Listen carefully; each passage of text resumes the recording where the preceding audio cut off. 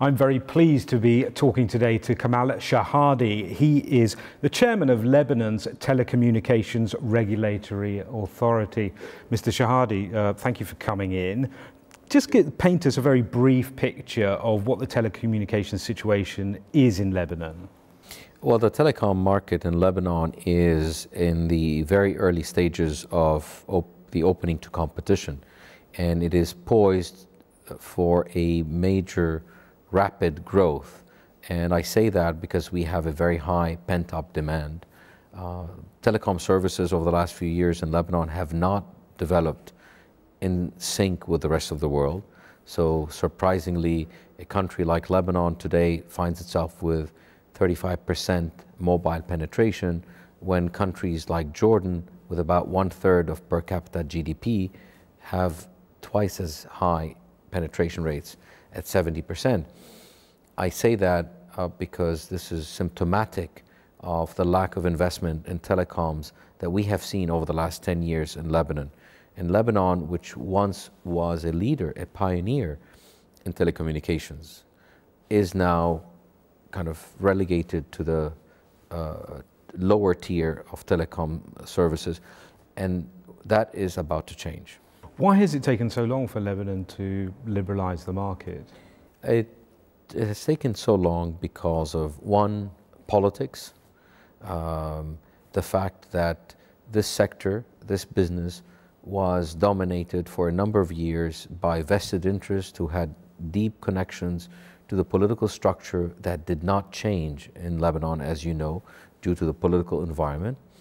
With the changes we've seen over the last few years, the idea of going back to liberalizing the market and implementing a law that's been on the books for about 6 years finally came to fruition.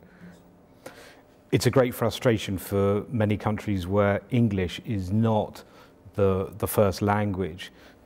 Much of the information, much of the content on the internet is in English, and there's really only a small fraction is in your own native language. Now, Lebanon is fairly ideally placed in the Arab world to deliver content in Arabic. Could you explain the situation there?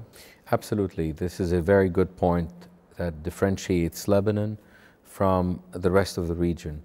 Lebanon has, one, a highly educated public. Two, Lebanon has a diaspora spread all over the world. Three, Lebanon has an open society where censorship is really minimal. And four, the Lebanese have a global outlook, meaning they're in touch with the latest advances in technology, in fashion, in gaming, in you name it, every single sphere of economic or cultural activity. All that predisposes the Lebanese to be the catalyst for kind of a renaissance of Arabic content on the internet. Today, only 1% of the total content on the internet is in Arabic. Now, this is not, in my mind, an anomaly. It is in line with, say, publications, the print media, and so on. And just as the Arabs have been less prolific, let's say, than other cultures in the print media, they have been less prolific in producing content for the internet.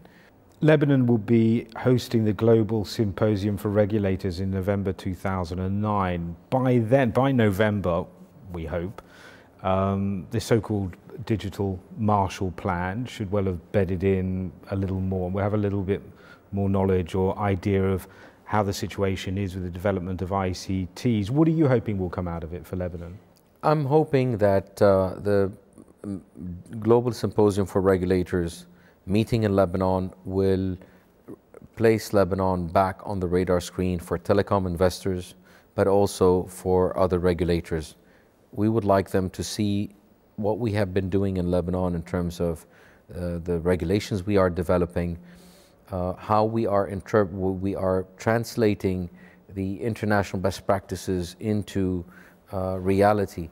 And there are a number of issues like infrastructure sharing and access to rights of way, where we think we have been innovating. We have ideas that are, in many ways, represent some of the best ideas that are being floated around the world. We didn't create these ideas. We didn't invent these. We learned and we watched other countries and we learned from them. But this is an example of what we would like to showcase in November